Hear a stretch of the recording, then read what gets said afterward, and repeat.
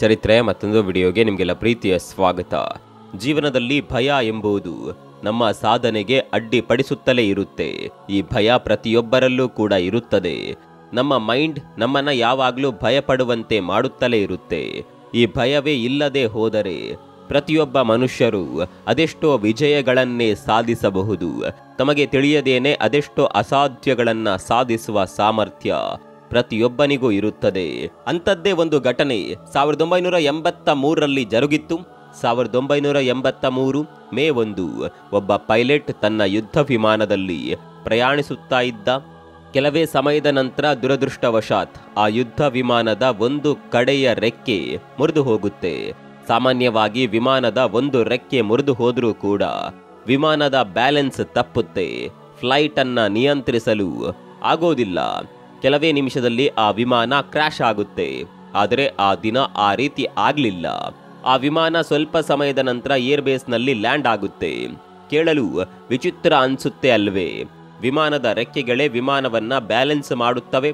ಹಾಗೆಯೇ ಅವುಗಳಿಗೆ ಇರುವ ಪ್ಯಾಪೆರೆನ್ಸ್ ವಿಮಾನವು ಮೇಲೆ ಹಾರಲು ಇಲ್ಲವೇ ಕೆಳಗೆ ಇಳಿಯಲು ಸಹಾಯ ಮಾಡುತ್ತೆ. ಆದರೆ ಇಲ್ಲಿ ಒಂದು ರೆಕ್ಕೆಯೇ ಇಲ್ಲದೆಯೇ ಆ ಪೈಲಟ್ ವಿಮಾನವನ್ನ ಲ್ಯಾಂಡ್ ಮಾಡಿದ್ದಾನೆ. ಅಷ್ಟಕ್ಕೂ ಏನಿದು ಕತೆ, ಯಾವ ರೀತಿ ಆ ಪೈಲಟ್ ವಿಮಾನವನ್ನ ಲ್ಯಾಂಡ್ ಮಾಡಿದ ಎಂಬೆಲ್ಲ ವಿಷಯಗಳನ್ನ ಈ ವಿಡಿಯೋ ಮೂಲಕ ತಿಳಿಯೋಣ ಬನ್ನಿ.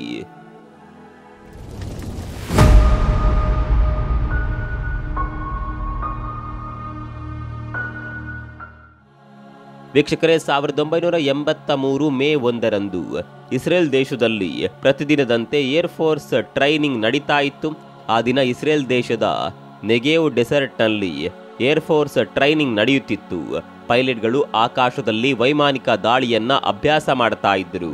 ಈ ವಿಮಾನಗಳಲ್ಲಿ F-15S ಎಂಬ ವಿಮಾನವೂ ಕೂಡ ಅಭ್ಯಾಸ ನಡೆಸ್ತಾ ಇತ್ತು. ಇದು ಒಂದು ಪ್ರಸಿದ್ಧ ಯುದ್ಧ ವಿಮಾನ. ಈ ವಿಮಾನವನ್ನ ಸ್ಕೈ ಬ್ಲೇಜರ್ ಎಂಬ ಮುದ್ದಾದ ಹೆಸರಿನಿಂದ ಕರೆಯುತ್ತಿದ್ರು. ಆ ಸಮಯದಲ್ಲಿ ಹೊಸದಾಗಿ ಕೆಲಸಕ್ಕೆ ಸೇರಿದ ಪೈಲಟ್ಗಳು ಟ್ರೈನಿಂಗ್ ತೆಗೆದುಕೊಳ್ಳುತ್ತಿದ್ದರು. ಅವರಲ್ಲಿ ಒಬ್ಬ ಜಿವಿ ನಿದೇವಿ ಎಂಬ ಪೈಲಟ್ ಇದ್ದ. ಇವನ ಜೊತೆಗೆ ಯಾಹೀರ್ ಗಾಲ್ ಎಂಬ ಸಲಹೆಗಾರ ಕೂಡ ಇದ್ದ. ಇವರು ತುಂಬಾ ಅನುಭವವುಳ್ಳ ಪೈಲಟ್ ಮತ್ತು ಅದೆಷ್ಟೋ ಯುದ್ಧಗಳಲ್ಲಿ ಪಾಲ್ಗೊಂಡಿರುವ ಅನುಭವ ಕೂಡ ಹೊಂದಿದ್ರು. ಈ ಟ್ರೈನಿಂಗ್ ಅಷ್ಟೊಂದು ಕಷ್ಟಕರವಾಗಿರಲಿಲ್ಲ. ಅಲ್ಲಿ ನಡೆಯುತ್ತಿದ್ದ ಟ್ರೈನಿಂಗ್ನಲ್ಲಿ F-15S ವಿಮಾನಗಳು 4 A-4S ವಿಮಾನಗಳಿಂದ ತಪ್ಪಿಸಿಕೊಳ್ಳಬೇಕಿತ್ತು. ಈ ಬಗ್ಗೆ ಅಲ್ಲಿ ಟ್ರೈನಿಂಗ್ ನಡೆಸಲಾಗ್ತಾ ಇತ್ತು. ಈ ಟ್ರೈನಿಂಗ್ ಮರುಭೂಮಿಯ ಆಕಾಶದಲ್ಲಿ ನಡೆಯುತ್ತೆ. ಟ್ರೈನಿಂಗ್ ಪ್ಲಾನ್ ಮಾಡಿದ ರೀತಿಯಲ್ಲಿ ನಿಯಮಗಳ ಅನುಸಾರವಾಗಿ ನಡೆದರೆ ಪೈಲಟ್ಗಳಿಗೆ ಆಗಲಿ ಇಲ್ಲವೇ ವಿಮಾನಗಳಿಗಾಗಲಿ ಯಾವುದೇ ರೀತಿಯ ತೊಂದರೆ ಆಗೋದಿಲ್ಲ. ಸಾಧಾರಣವಾಗಿ ಇಂತಹ ಟ್ರೈನಿಂಗ್ ಸಮಯದಲ್ಲಿ ಯಾವುದೇ ರೀತಿಯ ದುರ್ಘಟನೆಗಳು ಸಂಭವಿಸುವುದಿಲ್ಲ. ಇದರಿಂದಾಗಿಯೇ ಅನೇಕ ಪೈಲಟ್ಗಳಿಗೆ ಇದು ಸಾಮಾನ್ಯವಾದ ಒಂದು ರೀತಿಯ ತರಬೇತಿ ಅಂತ ಅನ್ಸುತ್ತೆ. ಈ ತರಬೇತಿಯಲ್ಲಿ ತುಂಬಾ ಮುಂಜಾಗ್ರತಾ ಕ್ರಮಗಳನ್ನು ವಹಿಸ್ತಾರೆ. ಇದರಿಂದಾಗಿ ವಿಮಾನಗಳಲ್ಲಿ ತುಂಬಾ ಲಿಮಿಟೇಷನ್ಗಳು ಇರುತ್ತವೆ. ಹೀಗೆ ಆ ದಿನ ಟ್ರೈನಿಂಗ್ ಪ್ರಾರಂಭವಾಯಿತು. ಎಲ್ಲ ಪೈಲಟ್ಗಳು ಅತ್ಯುತ್ತಮ ಪ್ರದರ್ಶನವನ್ನ ನೀಡುತ್ತಿದ್ದಾರೆ. ಸಾಧಾರಣವಾಗಿ ಸಣ್ಣ ಸಣ್ಣ ವೈಮಾನಿಕ ಕಸರತ್ತು ನಡೆಸುವಾಗ ಕೂಡ ಅಪೋನೆಂಟ್ ತಂಡದವರ ಜೊತೆಗೆ ಹೀಟೆಡ್ ಆರ್ಗ್ಯುಮೆಂಟ್ಸ್ ನಡೆಯುತ್ತಿರುತ್ತವೆ. ಪರಸ್ಪರ ಯುದ್ಧರಂಗದಲ್ಲೇ ಇದ್ದೇವೆ ಎಂಬ ರೀತಿ ಆ ಪೈಲಟ್ಗಳು ಕಸರತ್ತು ನಡೆಸುತ್ತಿರುತ್ತಾರೆ. ಇಂತಹ ಹೀಟೆಡ್ ಮೂಮೆಂಟ್ನಲ್ಲೇ ಜಿವಿ ನಿದೇವಿ ನಡೆಸುತ್ತಿದ್ದ F-15S ವಿಮಾನ ಪ್ರತಿಸ್ಪರ್ಧಿಯ A-4S ಫ್ಲೈಟ್ಗೆ ಡಿಕ್ಕಿ ಹೊಡೆದು ಸವರಿಕೊಂಡು ಹೋಗುತ್ತೆ. ಆದರೆ ಈ ವಿಷಯ ಪೈಲಟ್ಗಳಿಗೆ ಕೊಲೈಡ್ ಆದ ನಂತರವೇ ತಿಳಿಯೋದು. ತಕ್ಷಣವೇ ಪೈಲಟ್ಗಳು ಕಾರ್ಯಪ್ರವೃತ್ತರಾಗಿ ಆ ಅಪಘಾತವನ್ನ ತಪ್ಪಿಸಲು ಪ್ರಯತ್ನ ಪಡ್ತಾರೆ. ಅಷ್ಟರಲ್ಲೇ ತಡವಾಗಿ ಹೋಗಿತ್ತು. 2 ವಿಮಾನಗಳು ಡಿಕ್ಕಿ ಹೊಡೆದಾಗ A-4S ವಿಮಾನದ ಎಡಗಡೆಯ ರೆಕ್ಕೆ ಮುರಿದು ಹೋಗುತ್ತೆ. ಹಾಗೆಯೇ ಜಿವಿ ನಿದೇವಿ ನಡೆಸುತ್ತಿದ್ದ F-15S ವಿಮಾನದ ಬಲಭಾಗದ ರೆಕ್ಕೆ ಮುರಿದು ಹೋಯಿತು. ಇದರಿಂದಾಗಿ 2 ವಿಮಾನಗಳು ಒಂದೇ ಬಾರಿ ನಿಯಂತ್ರಣ ತಪ್ಪುತ್ತೆ. ಈ 2 ವಿಮಾನಗಳಲ್ಲಿ ಪೈಲಟ್ಗಳು ವಿಮಾನವನ್ನ ಲ್ಯಾಂಡ್ ಮಾಡಲು ಮತ್ತು ಕಂಟ್ರೋಲ್ ಮಾಡಲು ಕೇವಲ ಒಂದೇ ರೆಕ್ಕೆ ಮಾತ್ರ ಉಳಿದಿದೆ. ಹೀಗಾದಾಗ ವಿಮಾನ ಕಂಟ್ರೋಲ್ ಮಾಡುವುದು ಅಸಾಧ್ಯ. ಸಾಮಾನ್ಯವಾಗಿ ಇಂತಹ ಸಂದರ್ಭದಲ್ಲಿ ಪೈಲಟ್ ಮತ್ತು ಕೋ ಪೈಲಟ್ ಪ್ಯಾರಾಚೂಟ್ ಮೂಲಕ ವಿಮಾನದಿಂದ ಹೊರಗೆ ಜಿಗಿಯುತ್ತಾರೆ. ಆದರೆ F-15S ವಿಮಾನದ ಪೈಲಟ್ಗಳು ಹಾಗೆ ಮಾಡಲಿಲ್ಲ. ಪೈಲಟ್ಗಳು ನೋಡುತ್ತಿದ್ದಾಗಲೇ A-4S ವಿಮಾನ ಬೆಂಕಿಯ ಉಂಡೆಯಂತೆ ವೇಗವಾಗಿ ಕೆಳಗೆ ಬೀಳುತ್ತಿರುತ್ತದೆ. ಅದರಲ್ಲಿದ್ದ ವಿಮಾನದ ಪೈಲಟ್ಗಳು ಪ್ಯಾರಾಚೂಟ್ ಮೂಲಕ ಹೊರಗೆ ಜಿಗಿದು ತಮ್ಮ ಪ್ರಾಣವನ್ನ ರಕ್ಷಿಸಿಕೊಳ್ತಾರೆ. ಆದರೆ ಈ F-15S ಪೈಲಟ್ಗಳು ವಿಮಾನದಲ್ಲೇ ಉಳಿದ್ರು. ಫ್ಲೈಟ್ನ ಪರಿಸ್ಥಿತಿ ದಾರುಣವಾಗಿದ್ದು ವಿಮಾನ ಪೂರ್ತಿಯಾಗಿ ನಿಯಂತ್ರಣ ತಪ್ಪಿ ವಿಮಾನ 30 ಡಿಗ್ರಿ ಆಂಗಲ್ನಲ್ಲಿ ವೇಗವಾಗಿ ಕೆಳಕ್ಕೆ ಬೀಳಲು ಪ್ರಾರಂಭಿಸಿತು. ಇದರ ಜೊತೆಗೆ ಫ್ಲೈಟ್ನಲ್ಲಿ ಫ್ಯೂಯೆಲ್ ಕೂಡ ಲೀಕ್ ಆಗಲು ಪ್ರಾರಂಭಿಸಿತು. ಈ ಫ್ಯೂಯೆಲ್ ಲೀಕ್ನಿಂದಾಗಿ ಪೈಲಟ್ ಮತ್ತು ಇನ್ಸ್ಟ್ರಕ್ಟರ್ಗೆ ಸುತ್ತಲೂ ಏನು ಕಾಣುತ್ತಿರಲಿಲ್ಲ. ಝೀವಿ ನೀದೇವಿಗೆ ವಿಮಾನ ಡ್ಯಾಮೇಜ್ ಆಗಿದೆ ಎಂಬ ವಿಷಯ ತಿಳಿದಿದೆ. ಆದರೆ ವಿಮಾನವನ್ನ ಖಂಡಿತವಾಗಿಯೂ ನಾನು ಲ್ಯಾಂಡ್ ಮಾಡುವೆ ಎಂಬ ಆತ್ಮವಿಶ್ವಾಸ ಆತನಿಗಿತ್ತು. ವೀಕ್ಷಕರೇ, ಝೀವಿ ನೀದೇವಿ ವಿಮಾನವನ್ನ ಹೇಗಾದರೂ ಲ್ಯಾಂಡ್ ಮಾಡಬೇಕು ಅಂತ ಅಂದುಕೊಳ್ತಾನೆ. ವಿಮಾನದ ಒಂದು ರೆಕ್ಕೆ ಮುರಿದು ಸಂಪೂರ್ಣ ನಿಯಂತ್ರಣ ತಪ್ಪಿದ್ರು ಝೀವಿ ನೀದೇವಿಗೆ ಇಂತಹ ಕಾನ್ಫಿಡೆನ್ಸ್ ಎಲ್ಲಿಂದ ಬಂತು ಎಂಬ ಪ್ರಶ್ನೆ ನಿಮಗೆ ಬರಬಹುದು. ಆದರೆ ಉತ್ತರ ತುಂಬಾ ಸಿಂಪಲ್ ಆಗಿದೆ. ನಿದೇವಿಗೆ ವಿಮಾನಕ್ಕೆ ಡ್ಯಾಮೇಜ್ ಆಗಿದೆ ಅನ್ನೋದು ಗೊತ್ತಿತ್ತು. ಆದರೆ ಆತನಿಗೆ ವಿಮಾನದ ರೆಕ್ಕೆಯೇ ಮುರಿದಿದೆ ಎಂಬ ವಿಚಾರವೇ ತಿಳಿದಿರಲಿಲ್ಲ. ಇದಕ್ಕೂ ಮೊದಲೇ ಹೇಳಿದ ಹಾಗೆ ಫ್ಯೂಯೆಲ್ ಲೀಕ್ನಿಂದ ಸುತ್ತಲೂ ಏನು ಕಾಣುತ್ತಿರಲಿಲ್ಲ.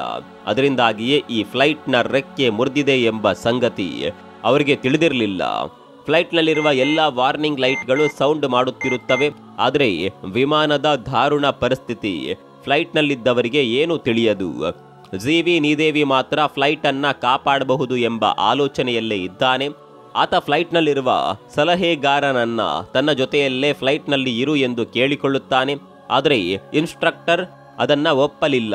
ಕೂಡಲೇ ಫ್ಲೈಟ್ನಿಂದ ಹೊರಜಿಗಿಯಬೇಕು ಎಂದು ಆದೇಶವನ್ನ ನೀಡುತ್ತಾನೆ. ಆದರೆ ಝೀವಿ ನೀದೇವಿ ಫ್ಲೈಟ್ ಅನ್ನ ಲ್ಯಾಂಡ್ ಮಾಡುತ್ತೇನೆ ಎಂದು ಇನ್ಸ್ಟ್ರಕ್ಟರ್ಗೆ ರಿಕ್ವೆಸ್ಟ್ ಮಾಡಿಕೊಳ್ಳುತ್ತಾನೆ. ಕೊನೆಗೆ ಇನ್ಸ್ಟ್ರಕ್ಟರ್ ಕೂಡ ಇವನ ಮನವಿಗೆ ಒಪ್ಪಿಕೊಳ್ಳುತ್ತಾನೆ. ಸ್ವಲ್ಪ ಸಮಯದ ನಂತರ ಝೀವಿ ನೀದೇವಿ ಹೇಗೋ ಮಾಡಿ ವಿಮಾನವನ್ನ ನಿಯಂತ್ರಣಕ್ಕೆ ತರುತ್ತಾನೆ. ಅಷ್ಟರಲ್ಲಿ ಕಾಕ್ಪಿಟ್ನಲ್ಲಿ ಒಂದು ಮೆಸೇಜ್ ಬರುತ್ತದೆ. ಆ ಮೆಸೇಜ್ನಲ್ಲಿ ಬಲಗಡೆಯ ವಿಂಗ್ನ ಫ್ಯೂಯೆಲ್ ಟ್ಯಾಂಕ್ ಖಾಲಿಯಾಗಿದೆ ಎಂದು ಇದೆ. ಆದರೆ ಈ ಮೆಸೇಜ್ ಬಂದ ನಂತರವೂ ಕೂಡ ವಿಷಯ ಪೈಲಟ್ಗಳಿಗೆ ನಿಜಕ್ಕೂ ಏನಾಗಿದೆ ಅಂತ ಅರ್ಥವಾಗೋದೇ ಇಲ್ಲ. ನಡೆದ ಘರ್ಷಣೆಯಿಂದ ರೆಕ್ಕೆಯಲ್ಲಿ ಸಣ್ಣ ರಂಧ್ರವಾಗಿರಬಹುದು ಅಂತ ಅಂದುಕೊಳ್ತಾರೆ. ಆದರೆ ವಿಮಾನದ ರೆಕ್ಕೆ ಮುರಿದು ಹೋಗಿದೆ ಎಂಬ ಸಂಶಯವೂ ಕೂಡ ಅವ್ರಿಗೆ ಬರಲಿಲ್ಲ. ಹಾಗೆ ಸ್ವಲ್ಪ ದೂರ ಪ್ರಯಾಣ ಬೆಳೆಸಿದ ನಂತರ ವಿಮಾನದ ಏರ್ ಬೇಸ್ ಹತ್ತಿರ ತಲುಪುತ್ತದೆ. ಇದರ ಜೊತೆಗೆ ಪೈಲಟ್ ವಿಮಾನವನ್ನ ಸ್ಲೋ ಮಾಡುತ್ತಾನೆ. ಆ ರೀತಿ ಸ್ಲೋ ಮಾಡಿದ್ರಿಂದ ವಿಮಾನ ಮತ್ತೆ ಕಂಟ್ರೋಲ್ ತಪ್ಪುತ್ತದೆ. ಆಗ ಮತ್ತೆ ಪೈಲಟ್ ವಿಮಾನವನ್ನ ಫುಲ್ ಸ್ಪೀಡ್ನಲ್ಲಿ ಚಲಾಯಿಸುತ್ತಾನೆ. ಹೀಗೆ ಫುಲ್ ಸ್ಪೀಡ್ನಲ್ಲಿ ಇದ್ರೆ ಮಾತ್ರ ಫ್ಲೈಟ್ ನಿಯಂತ್ರಣಕ್ಕೆ ಬರುತ್ತಿತ್ತು. ಇದರಿಂದಾಗಿ ನಿದೇವಿ ಫುಲ್ ಸ್ಪೀಡ್ನಲ್ಲಿಯೇ ಫ್ಲೈಟ್ ಅನ್ನ ಲ್ಯಾಂಡ್ ಮಾಡಬೇಕು ಎಂದುಕೊಳ್ಳುತ್ತಾನೆ. ಇದು ತುಂಬಾ ದೊಡ್ಡ ಸಾಹಸ ಹಾಗೂ ಅತಿ ದೊಡ್ಡ ನಿರ್ಧಾರ. ಆದರೆ ನಿದೇವಿಗೆ ಇದನ್ನ ಬಿಟ್ಟರೆ ಬೇರೆ ಯಾವುದೇ ದಾರಿ ಇರಲಿಲ್ಲ. ಅವನು ಫ್ಲೈಟ್ ಅನ್ನ ಸೇಫ್ ಆಗಿ ಲ್ಯಾಂಡ್ ಮಾಡಬೇಕಾದ್ರೆ ವೇಗವಾಗಿಯೇ ಫ್ಲೈಟ್ ನಡೆಸಬೇಕು. ಈಗ ಮತ್ತೆ ಆ ಫ್ಲೈಟ್ ಏರ್ ಬೇಸ್ ಹತ್ತಿರ ಬರುತ್ತದೆ. ನಿದೇವಿ ಏರ್ ಬೇಸ್ ಹತ್ತಿರ ಬರುತ್ತಿದ್ದಾಗಲೇ ವಿಮಾನವನ್ನ ನಿಲ್ಲಿಸಲು ಅಫಿಷಿಯಲ್ಸ್ಗೆ ರನ್ವೇ ಮೇಲೆ ಸೇಫ್ಟಿ ನೆಟ್ ಹಾಗೆ ರೋಪ್ಗಳನ್ನ ಹಾಕಿ ವಿಮಾನವನ್ನ ನಿಲ್ಲಿಸಬೇಕು ಎಂದು ರಿಕ್ವೆಸ್ಟ್ ಮಾಡಿಕೊಳ್ಳುತ್ತಾನೆ. ವೇಗವಾಗಿ ಮುನ್ನುಗ್ಗಿ ಬರುತ್ತಿರುವ ವಿಮಾನ ಆ ಸಮಯದಲ್ಲಿ ಇರಬೇಕಾದ ಸ್ಪೀಡ್ಗಿಂತಲೂ ಹೆಚ್ಚು ಸ್ಪೀಡ್ನಲ್ಲಿ ರನ್ವೇ ಕಡೆ ಬರುತ್ತಿದೆ. ಆದರೆ ಪೈಲಟ್ ವಿಮಾನವನ್ನ ಸ್ಲೋ ಮಾಡುವ ರಿಸ್ಕ್ ಅನ್ನ ತೆಗೆದುಕೊಳ್ಳಲಾರ. ಇದರಿಂದ ಅವನು ವೇಗವಾಗಿಯೇ ಫ್ಲೈಟ್ ಲ್ಯಾಂಡ್ ಮಾಡಲು ಮುಂದಾಗುತ್ತಾನೆ. ಅದಾದ ಕೆಲವು ಸಮಯದ ನಂತರ ಲ್ಯಾಂಡಿಂಗ್ ಮಾಡುವ ನಾರ್ಮಲ್ ಸ್ಪೀಡ್ಗಿಂತ 2 ಪಟ್ಟು ಹೆಚ್ಚು ಸ್ಪೀಡ್ನಲ್ಲಿ ರನ್ವೇಗೆ ವಿಮಾನ ಮುಟ್ಟುತ್ತೆ. ಹೀಗೆ ಬಂದ ವಿಮಾನ ವೇಗವಾಗಿಯೇ ರನ್ವೇಯಲ್ಲಿ ಚಲಿಸುತ್ತೆ. ಸಾಧಾರಣವಾಗಿ ಯುದ್ಧ ವಿಮಾನಗಳು ನಿಲ್ಲಿಸಲು ಲ್ಯಾಂಡಿಂಗ್ ಏಡ್ಸ್ಗಳಲ್ಲಿ ಟೈಲ್ ಹುಕ್ ಇರುತ್ತದೆ. ಹಾಗೆಯೇ ರನ್ವೇಯ ಮೇಲೆ ಅದಕ್ಕಾಗಿ ರೋಪ್ಸ್ ಇಡುತ್ತಾರೆ. ಈ ಟೈಲ್ ಹುಕ್ ಮತ್ತು ರೋಪ್ಸ್ಗಳಿಗೆ ತಾಕಿ ವಿಮಾನದ ವೇಗ ತಗ್ಗುತ್ತದೆ. ಈ ವಿಧಾನವನ್ನ ಸಾಮಾನ್ಯವಾಗಿ ಯುದ್ಧ ವಿಮಾನಗಳ ಲ್ಯಾಂಡಿಂಗ್ ಸಮಯದಲ್ಲಿ ಉಪಯೋಗಿಸುತ್ತಾರೆ. ಇದೇ ಪದ್ಧತಿಯನ್ನ ಇಲ್ಲಿ ಏರ್ ಫೋರ್ಸ್ ಆಫೀಸರ್ಗಳು ಉಪಯೋಗ ಮಾಡೋದಕ್ಕೆ ಮುಂದಾಗ್ತಾರೆ. ವೇಗವಾಗಿ ವಿಮಾನ ರನ್ವೇ ಮೇಲೆ ಚಲಿಸುತ್ತಿರುವಾಗ ರೋಪ್ಸ್ ಮತ್ತು ಟೈಲ್ ಹುಕ್ಗೆ ತಗುಲಿ ವಿಮಾನ ಸ್ಲೋ ಆಗುತ್ತದೆ. ಆದರೆ ಪೂರ್ತಿಯಾಗಿ ನಿಲ್ಲಲಿಲ್ಲ. ಫ್ಲೈಟ್ ಚಲಿಸುತ್ತಿದ್ದ ವೇಗಕ್ಕೆ ಟೈಲ್ ಹುಕ್ ಕೂಡ ಕಟ್ ಆಗುತ್ತೆ. ಆದರೆ ಫ್ಲೈಟ್ ಮಾತ್ರ ನಿಂತಿರಲಿಲ್ಲ. ಹಾಗೆ ಫ್ಲೈಟ್ ಮತ್ತಷ್ಟು ದೂರ ಚಲಿಸಿ ಸೇಫ್ಟಿ ನೆಟ್ಗೆ 35 ಅಡಿ ದೂರ ಇದ್ದಾಗ ಫ್ಲೈಟ್ ನಿಲ್ಲುತ್ತದೆ. ಕೊನೆಯದಾಗಿ ಈ ಒಂದು ರೆಕ್ಕೆಯ ವಿಮಾನದ ಕತೆ ಸುಖಾಂತ್ಯವನ್ನ ಕಾಣುತ್ತದೆ. ವೀಕ್ಷಕರೇ, ಪೈಲಟ್ ಝೀವಿ ನಿದೇವಿ ಮತ್ತು ಇನ್ಸ್ಟ್ರಕ್ಟರ್ ಯಾಹೀರ್ ಗಾಲ್ ಸುರಕ್ಷಿತವಾಗಿ ಈ ಫ್ಲೈಟ್ನಿಂದ ಹೊರಬರ್ತಾರೆ. ಫ್ಲೈಟ್ ಲ್ಯಾಂಡ್ ಆದ ಬಳಿಕ ಏರ್ಬೇಸ್ನಲ್ಲಿ ಇದ್ದವರೆಲ್ಲರೂ ವಿಮಾನವನ್ನ ನೋಡಿ ಆಶ್ಚರ್ಯ ಪಡುತ್ತಿದ್ರು. ಕೇವಲ ಒಂದೇ ಒಂದು ರೆಕ್ಕೆಯಲ್ಲಿ ಫ್ಲೈಟ್ ಲ್ಯಾಂಡ್ ಆಗಿದೆ. ಆದರೆ ಒಳಗಡೆ ಇದ್ದ ಪೈಲಟ್ಗಳಿಗೆ ಫ್ಲೈಟ್ ಯಾವ ಸ್ಥಿತಿಯಲ್ಲಿ ಲ್ಯಾಂಡ್ ಆಗಿದೆ ಎಂಬ ಸುಳಿವೇ ಇರಲಿಲ್ಲ. ಪೈಲಟ್ಗಳು ವಿಮಾನದ ಒಳಗಡೆ ಇದ್ದಾಗಲೇ ರೇಡಿಯೋ ಕರೆಯ ಮೂಲಕ ಮಾತನಾಡಿದ ವಿಮಾನ ನಿಲ್ದಾಣದ ಅಫಿಷಿಯಲ್ಸ್ಗಳು ನೀವು ಯಾವ ರೀತಿ ವಿಮಾನವನ್ನ ಲ್ಯಾಂಡಿಂಗ್ ಮಾಡಿದ್ದೀರಿ ಎಂದು ಆಶ್ಚರ್ಯದಿಂದಲೇ ಕೇಳುತ್ತಾರೆ. ಕೂಡಲೇ ಪೈಲಟ್ಗಳಿಬ್ಬರು ಹೊರಗೆ ಬಂದು ವಿಮಾನವನ್ನ ನೋಡಿ ಶಾಕ್ಗೆ ಒಳಗಾಗ್ತಾರೆ. ಫ್ಲೈಟ್ ಪರಿಸ್ಥಿತಿ ನೋಡಲು ತುಂಬಾ ಭಯಂಕರವಾಗಿತ್ತು. ಈ ಘಟನೆ ನಂತರ ಇಸ್ರೇಲ್ ವಿಮಾನದ ಬಗ್ಗೆ ಮತ್ತು ಇದನ್ನ ತಯಾರಿಸಿದ ಮೆಕ್ಡೊನಾಲ್ಡ್ ಹೋಗ್ಲಾಸ್ ಕಂಪನಿಗೆ ವಿಚಾರಣೆಯನ್ನ ಕರೆಯುತ್ತೆ. ಇಸ್ರೇಲ್ ಈ ವಿಮಾನವನ್ನ ಲ್ಯಾಂಡಿಂಗ್ ಮಾಡಲು ನಿಜಕ್ಕೂ ಸಾಧ್ಯವಿತ್ತೆ ಎಂದು ಕಂಪನಿಯನ್ನ ಪ್ರಶ್ನಿಸುತ್ತೆ. ಆಗ ಮೆಕ್ಡೊನಾಲ್ಡ್ ಹೋಗ್ಲಾಸ್ ಕಂಪನಿ ತನ್ನ ಶಾಕಿಂಗ್ ಆನ್ಸರ್ ನೀಡುತ್ತೆ. ತುಂಬಾನೇ ಡ್ಯಾಮೇಜ್ ಆಗಿದೆ, ಹಾಗೆ ಆ ಲ್ಯಾಂಡಿಂಗ್ ಫಿಸಿಕಲಿ ಇಂಪಾಸಿಬಲ್ ಅಂತ ಆ ಕಂಪನಿ ಹೇಳುತ್ತೆ. ಕಂಪನಿ ನೀಡಿದ ಉತ್ತರ ಎಲ್ಲರನ್ನ ಆಶ್ಚರ್ಯಕ್ಕೆ ಗುರಿ ಮಾಡಿತು. ಆ ವಿಮಾನವನ್ನ ತಯಾರಿಸಿದ ಕಂಪನಿಯೇ ಲ್ಯಾಂಡಿಂಗ್ ಅಸಾಧ್ಯ ಎಂದು ಹೇಳಿದ್ರು. ಆದರೆ ಜಿವಿ ನಿದೇವಿ ಅಸಾಧ್ಯವನ್ನ ಸಾಧ್ಯ ಮಾಡಿ ತೋರಿಸಿದ್ದ.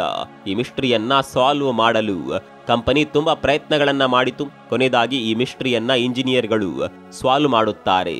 ಫ್ಲೈಟ್ ಕಂಟ್ರೋಲ್ ಆಗಲು ಕಾರಣ ಫ್ಲೈಟ್ನ ಆಕಾರ. ಫ್ಯೂಸಾಲೆಕ್ಸ್ ವಿಂಗ್ ಸ್ಟೆಬಿಲೈಸರ್ ಇರೋದ್ರಿಂದ ಫ್ಲೈಟ್ ಅನ್ನ ಕಂಟ್ರೋಲ್ ಮಾಡಲು ಸಹಾಯವಾಗಿದೆ.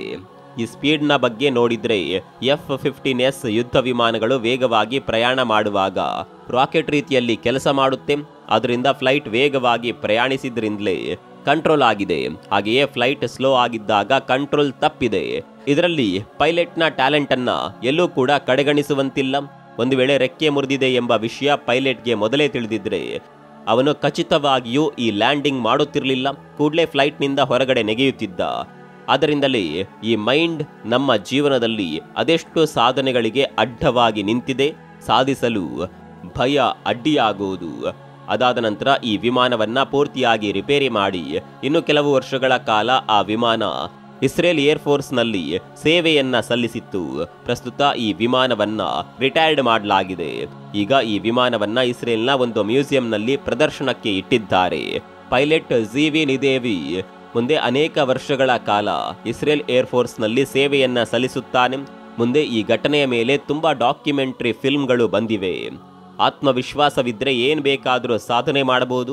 ಭಯದಲ್ಲೇ ಹಾಗೆ ಉಳಿದ್ರೆ ಏನು ಮಾಡೋದಕ್ಕಾಗೋದಿಲ್ಲ ಎಂಬುದಕ್ಕೆ ಇದೊಂದು ಘಟನೆ ನಿದರ್ಶನವಾಗಿದೆ.